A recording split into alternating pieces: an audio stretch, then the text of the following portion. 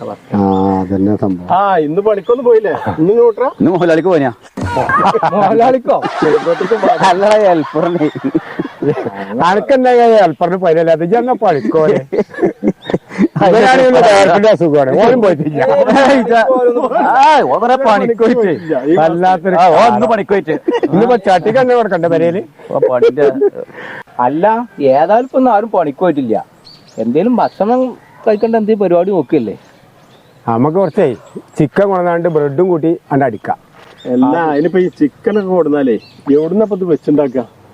എന്റെ പെരയിലിപ്പോ എല്ലാരും ഉണ്ടേനും. അതിനൊന്നും പേടിച്ചണ്ട. എന്റെ അമ്മയും പെണ്ണുങ്ങളും ഉമ്മാന്റെ കൂടിക്ക് വിരുന്നായി പോകും. അവിടെ ആരും അവിടെ പോയി കാണാണ്ട് സെറ്റ് ആക്കില്ല നമുക്ക്. എന്നാ പിന്നെ ഞാൻ പോയിട്ട് ചിക്കൻ വാങ്ങിയ ചിക്കൻ കടയിൽ നിന്ന് ചിക്കൻ വാങ്ങിയിട്ട് വരാം. അങ്ങനെയാണെങ്കിൽ ബ്രെഡ് ഞാനും കൊണ്ടുവരാം. ആയിക്കോട്ടെ. നിക്ക് ചിക്കൻ പോകാൻ പറ്റേ? എന്തേ അവിടെ നല്ല ചെമ്മക്കും കോഴി അതെങ്ങനെ പോയണു.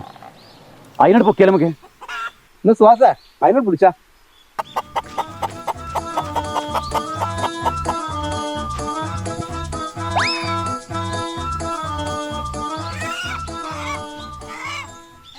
A few moments later.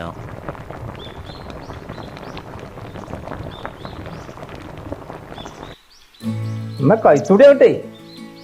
ഞാൻ വലുത് കൊണ്ടേ ഉമ്മ ഉണ്ടാക്കിയെടുക്കാവൂല കേട്ടോ. അത് കുറവ് പോലെ കൊടുക്കാം. വലിയ കുറക്കൊക്കെ ഉണ്ടാവും. മനസ്സിലാവും തിന്നൂടി. ഏരും പുളിയൊക്കെ കുറച്ചുണ്ടാവും കേട്ടോ. കഷ്ണം കുറയും. ശ്രദ്ധിക്കട്ടാണി നാടൻ കോയിന്റെ അതുകൊണ്ട്